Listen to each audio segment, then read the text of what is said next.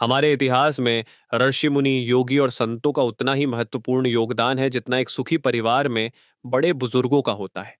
हिंदू धर्म के प्रत्येक वैदिक ग्रंथों में ऋषि मुनियों का उल्लेख अवश्य होता है और इनकी भूमिकाएं अत्यंत महत्वपूर्ण हैं। ये सभी समाज के आध्यात्मिक, सांस्कृतिक और नैतिक विकास में विशेष योगदान देते हैं। इनकी साधना, तपस्या और उपदेशों ने न केवल धार्मिक परंपराओं को समृद्ध किया है, बल्कि समाज को नैतिकता और मूल्य प्रदान करने में भी मदद की है। हालांकि कई लोग ऋषि मुनि, योगी और संतों में अंतर नहीं जानते। आइए सरल भाषा में आज इनके बीच के अंतर को समझते हैं।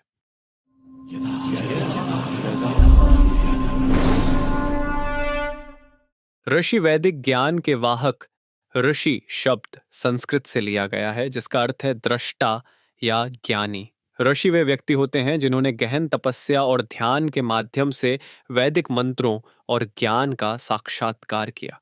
प्राचीन काल में ऋषियों को युगद्रष्टा माना जाता था, जो अपने आत्मज्ञान से समाज को दिशा प्रदान करते थे।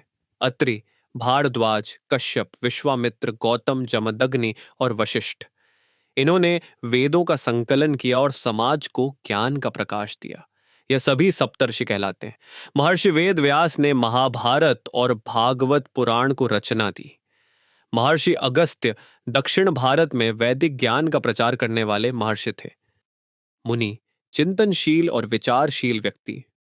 मुनि शब्द मौन से लिया गया है जिसका अर्थ है शांत या ध्यानस्थ। मुनि वे होते हैं जो गहन चिंतन और मनन में लीन रहते हैं। भगवत गीता में मुनियों को वह बताया गया है जो दुख और सुख के प्रभाव से मुक्त होते हैं और आत्मज्ञान के मार्ग पर अग्रसर रहते हैं।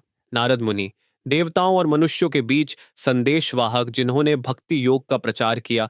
गर्ग मुनि, खगोल विज्ञान और ज्योतिष के जाता जिन्होंने भगवान कृष्ण और बलराम का नामकरण किया। अब बात करते हैं साधुओं के बारे में। साधु भक्ति और तपस्या के साधक। साधु वे होते हैं जो किसी विशेष साधना या भक्ति के मार्ग पर चलते हैं। ये सांसारिक बंधनों से परे होकर अपने ज्ञान और तपस्या के माध्यम से समाज को मार्गदर्शन देते हैं। नागा साधु, ये साधु कुंभ मेले में अपनी अनूठी परंपराओं और साधनाओं के लिए प्रसिद्ध हैं। अघोरी साधु, मृत्यु और अघोर साधना से जुड़े ये साधु काशी में विशेष रूप से प्रसिद्ध हैं। संत, समाज के पथ प्रदर्शक।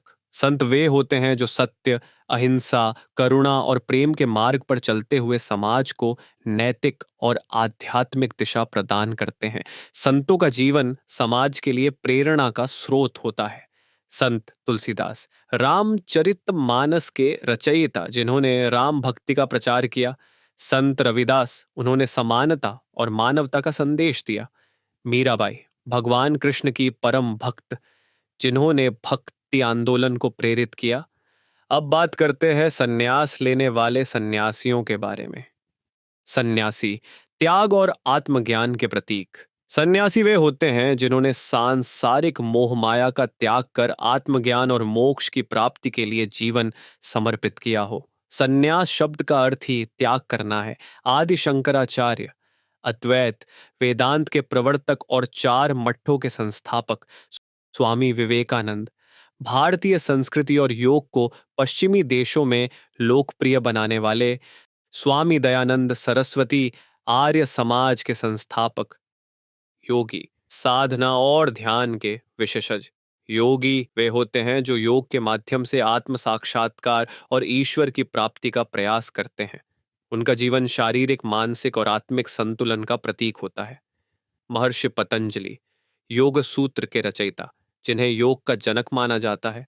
मित्रों, ऋषि मुनि, साधु, संत, सन्यासी और योगी सभी ने अपने ज्ञान, तपस्या और साधना से समाज को दिशा प्रदान की है। इनकी शिक्षाएं हमें जीवन जीने का सही मार्ग दिखाती हैं। इनकी परंपराओं और उपदेशों को अपनाकर हम अपने जीवन को सार्थक बना सकते हैं। ये सभी हमारे सांस्कृतिक और आध्यात्मिक धरोहर के अमूल्य स्तंभ हैं।